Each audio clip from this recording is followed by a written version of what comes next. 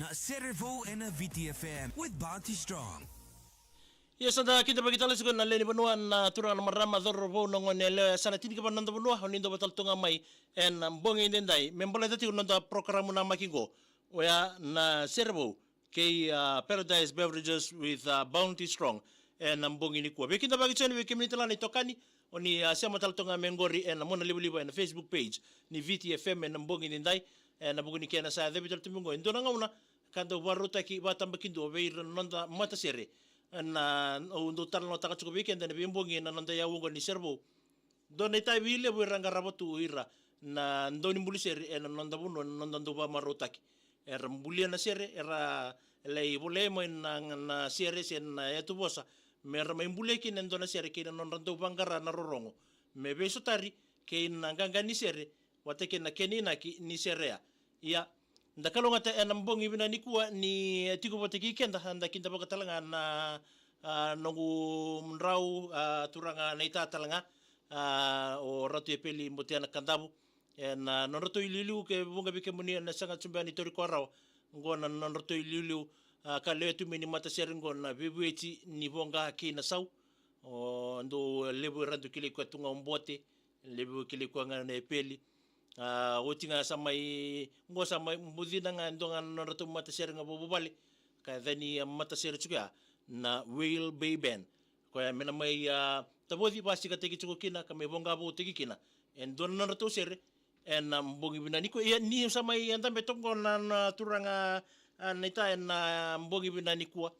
na yang ambela mona me na sul manda buana ngauna me boleta tiko me pamadala ta bale kale ka weekenda na matelle ini bika enda ungarabi wa mimbe bir nandu sere en sasanga erandu sasanga kine bunga erandu mbedi ir nandu langsere en randu kai tu ni rata matabudisa ya ndaba to wataki rana tu mai bonotani era milione na taka ngo yo kenda simbera sukuni adobeni na bonua era adobo ir me balang en buku ni keni sa ni sere ya ndaronga demanda no netal no na turango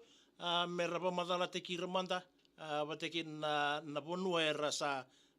ngoleba mai en buku ni adaka ngo talendingo ba ndaulanga sere nyembule binaka turganita bula binaka mat rombula binaka mro wambula juga ini bicara ramba kami ni tokan oni borong cuma yang bongin dintai na buni yauwa ni Serevou na VTFM wabini binata itu wale buni rani tolo juga na matani katumba mai rongo juga na ni mamisere na ndoni budu na ndo vanua me baka itu juga na bongin dintai aronita lo takasarmanta membaleta na bika membaleta na bi matasere oni saliwe na mati utawi abu mantapata pa na sio kilam mantapata pa nangona sa chukine bi kemoni na talenti bakantola sere me adabo me nangona ni sa 3 bulan sere de ke maikina na bono ni 3 bulan sere maikina me adabo ti mana singani ko binawale umro ona be te ku mbanga bola kana buni kana basika mai na talenti ko atomai na tairuru ni ibu bale na sana me vita mangu na sana me vitinang na sana me vita mangu do kilitungan na ngu na tomai tamangu ni do langser ni lutu may nasauta lang nga to kilitungan na bungo ni rotondo langser na bono ya yang may budri ni sa chukungan ra na natatang ko panto lang sir se te busar may nung se bully o bully may kantaw may bunsia may Richmondi siya siyang sarani siyang pasi kasarapa pinakan na talenting ko biyaw may ato pa nangon usalay bully na walito boleto walgal na bully lip minta bulu na bunung ko sanggaling basi ka kina na talindi ko na nunggu alin tinggi itu muli solo takutun na matasere ni WPD en na rono ndol na bagi rono ndol ketu angkai winita ka kina na wata ni mata bitokan en bagi o abini kina bona kalu ni rauni soliti na talindi ko mai kia talanga sa te ke u avala tiko na mabubale mo inta wile buena kena sambudi ni lagi tiko na matasere rongo ko na wonga ni dali doki santo radio tiko na taman rato santo may rongo to tiko na nikitundulin lang Serevou angga mani kere-kere tiko ko me ka bisa santo ngole tiko ni mendoli ko tiki rumai wati ki turang ni tala-tala may ngali woloto ke borong tiko main rombulo na turang tala Mikirule buli sere tiko na kena tau ya buta kina ponga ni dali doki au kau tiko ni ngo moli second yo buli tiko na korvulu tu wono ya sa teke bu apa bala tiko kina na tali diko lang sere nantu la ko chuna lang sere wabo ki minta bulebu pati ke rotona lala lube ko minta bulebu ke roto barong tiko main to bule binak sa teke bu buroro sar chunga ina nungumbula na kena tali tagi tiko na lang sere o tia sama ni to na lang kaya to may korbuli sama ni nanu mo sa ngole kornibas musali titi alla ko na kornibas ngale so ta wate ke roto na lala roto chu me na kor ne kornibas pede li tumbelili na bungo ke warong chu mai bulu na nganji ono ya ke tongkeli to ya buta kin na matserong na bibu itini bonga ken sang me boka antu talota ko maike ya tau ya buta ki mai lo mini bikau na bono ni tetei sa teka bu talan roro cukup na lang sere sa cukup talang ngaki nota mai ulamila er salang sere makau cukup mai ranto li pabuli di kema mitu na wala ni lang sere wa bina kino wana kalu ni rani ko cewi ka me tarai sa kema kina na lang sere me ato mani kitu sala ko mai suba sa mai teka bu na kena katoni na matasere ngona bibu itini bonga kensa me ato cukup mendai sa ketu dui bawa bale na lo matalangan nungu bu bale sa tike bu kadrekin na talindungo ni langaser me baka usama e barita ko cici ko na bagsauti ni matser ni bu tini buanga kensa ko to watu ya butanga na lebida sa ro kila tiu men langaser na ngonu usama nanu me usata ya butaka ento na matser me bale ci ngodorbo erto nang mani me bale ya na bono sama ito kina na ngau nungo bewa kana no muni tuku ni dan to lo rei tunga wa tanyu na nanto lang sere sa nanto ni bu ya na ngau nango o ya bare ta ka ni na talin ko sa tiga bu me sere ki kwa mai ya na mona liba kena sa wa doro tu na ngau na ni kwa sa sang ni ba kai lu me ka tungan non tamarota ka kanggo sa tiga bu me rawai labo kina na tamatan tola sere sara rawai labo lili bucu kina na ngomeni kwa ya namuni tuku nga membaleta na run sarong otonga go bikemni ni arto sa tiga bu kasir mai na talendingo na lomani bu bali aron di ba madala ta kamandanga me ba na bunwa ni arto wasukin ngone bombauta ni sa tiku talanga na lomani bu bali arto wasukina sa tiga bu bata kilai talanga kin na talendingo ni rasa tiga bu rakila talanga menalanga sir oir na tiga na lomani bu bali arriba madal tigir tu tal matangaki na leni matser na mbongi bina ni kuo me bakani rwarong tu oira na ndor bito koni na buni program go mimbi weekenda na ndor bi ba marotaki iyo bina wale bu mrau na lomani bu bali na lubi ngulu matua cuando nona do talitanga wale ko nang gitu may matatachi wale na matachimini sana boturong tele no ngana singo warong tonga tulang seretok usarong atau ni salang serta yang mana lu sa nanu masara me musa na tahu utama na mentua na mati ser melang ser kino ka wata laki na nabungo ku me na lubi nganyong lani ke warong cumai sangkai uci cukup na baita bita cukup na skuna bol na buturara ni bibadu coni tu itambu orang na lalangan ko orang oti rongan na mati ni nganu sakila ni satu biro na tali tu wa bina kan niru alo musolimo ina bagsawoti mero me keto mai tau ta kana mate serungo ya nangono ko rusa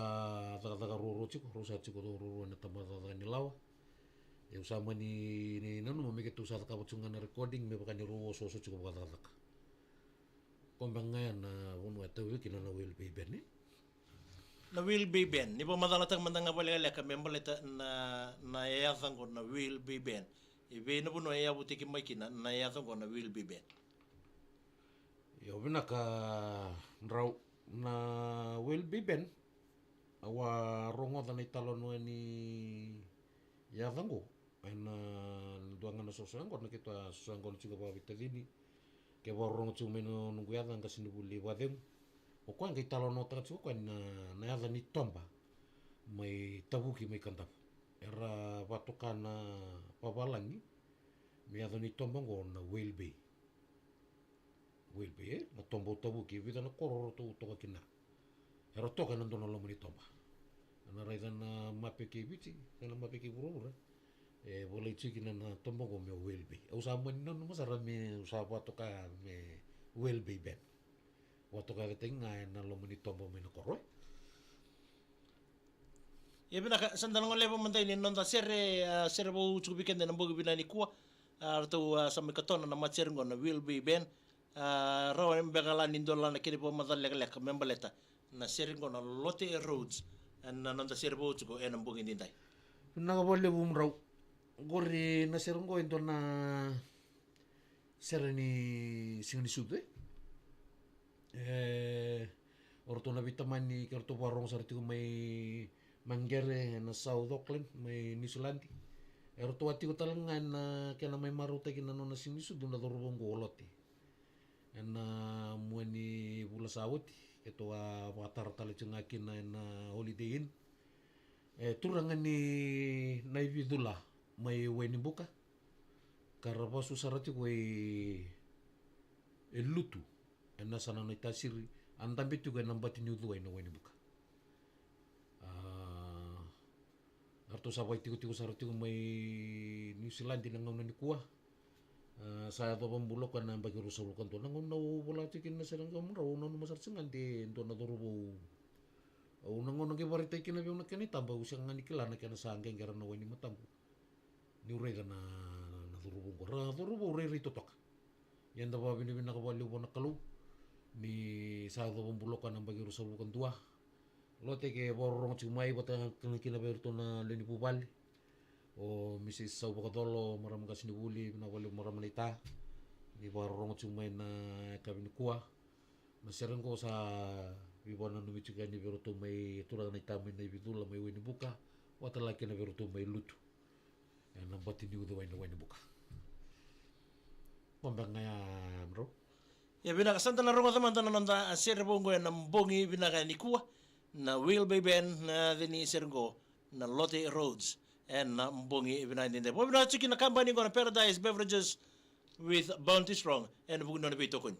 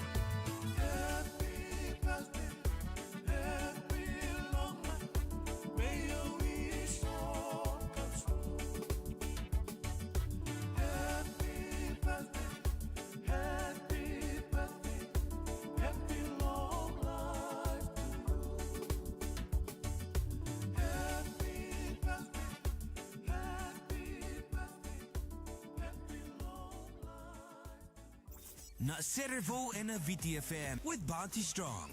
Ano nonda Serevou na salga kamre gona VTFM ya nimbera ni mai vadavare tsuke nonda programa na mbogu binani kuwa o bambota ni na talitaka na buni ya Serevou esa mai bonga bo taki mai basi kataki mai tabu tsinga weekenda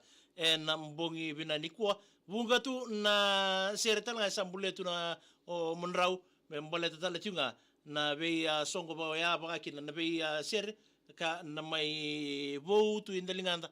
ka na talita ka tueni en buni nonda sabana mata tuena singni sudu ke na tawa se niambaki ngai ndangai ngole ni na be bonua se na be kono konongo sanda na rongo tukina na bonga ni monrato na mata seringo na will be ben en be singa munrau rani ndo mandala na munro itukutuku beira nandongan rebotu membo bola itu endon na kenra sere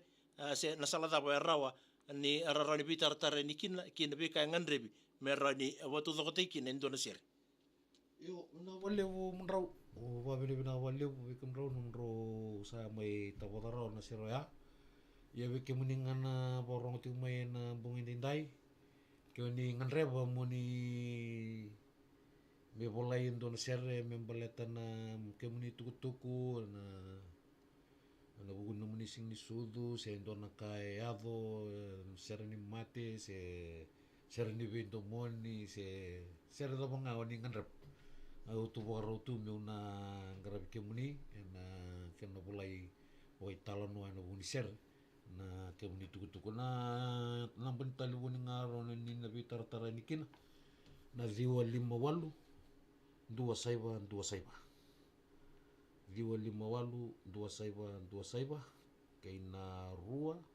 saiba walu ziwa ba ziwa bitu Ibina ko pambata ni santan na torro ko na namba ni teleponia ni munrawe na buko ni kepaka na reba me na bulay me katuni kin ndon na muser ibita mbaka na isau mbaka ni ken na bulay endon na sir munro yo binaka me baka ngana no muni tuku to manta ora nanto buliserelu do kamera to ready to botani ni sang sochi ni ya nangono nindo binaka si me bolay endo na sere santo so bina kakega so era tukona erna sa ngasi tagsara era kemamisandu ile watunga na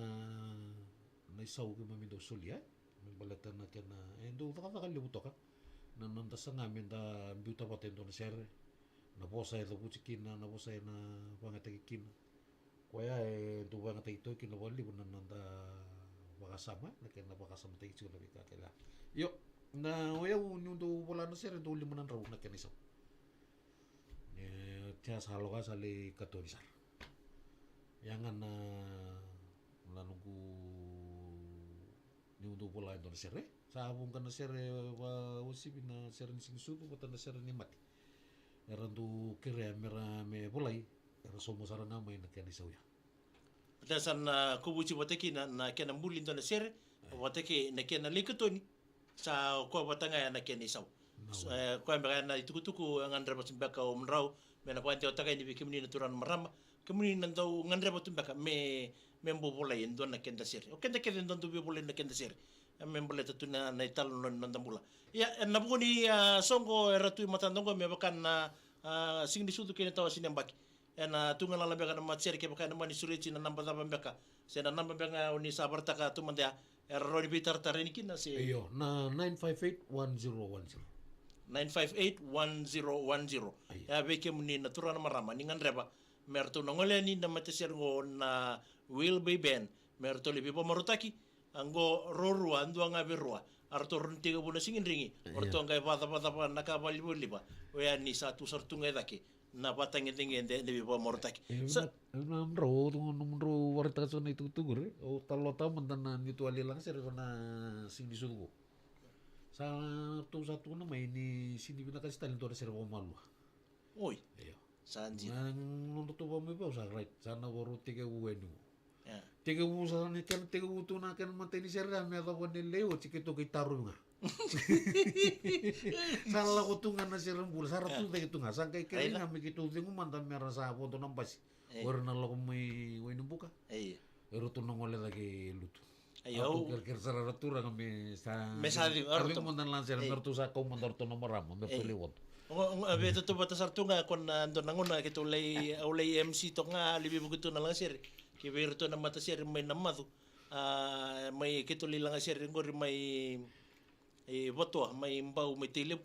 Sa manikir-kir so minto na marama. Serembula.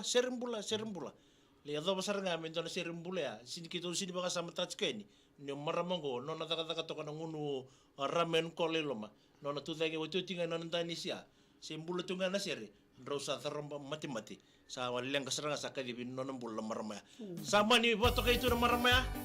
Boto kay ito na tunga na matasere mo. May matasere do boto po kayo. Ano na programa na kabina ni Kuwa na kinabali with Paradise Beverages Bounty strong and nabugun na nabito ko ne.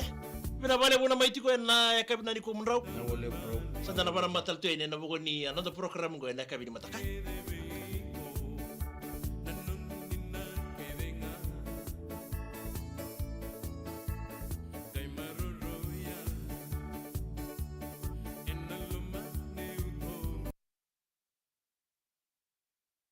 Ya, sebacungan nanda binoni mian ambo binani ko binoni mengani ba tutolong be pita tikumbu mbule binaka tukindilana na nomuni sia motal tonga men ambo binani ko ba kinabi mere se sinimbuli tau bina bale bina sia mutume me imbenga kalabeti roko ndo mbule binaka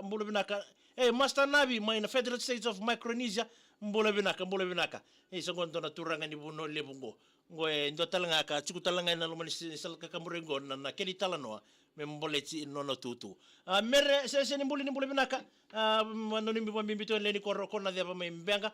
tori katina ini mbule binaka mena tukuka isa do mbule binaka bambota ni na moro tegi chuna seria mai bonga bo tegi tu ba ken na keni talnoa armetal no takasar chunga nandoni budu na matchengo na will be benen bogini ko tarisi analysa ui isa mbule binaka ba kedi Washington to ya bando mbule binaka tau kadi nga kijon do mbule binaka mena ni mengani kina ngori kem do mikinoya Luciane Reida do mbule binaka mena ni mengani kina ngori kem do ngoni buli ni Kambara District School ramai chuko bole ngoi suba na bukoni non sar baka buli bismek tabakia Luciane Reida kia bakasi sanga nindo na puno erto ngolikin ngoni buli rao nirto ngande meke ya gay message mai bana message ni VTFM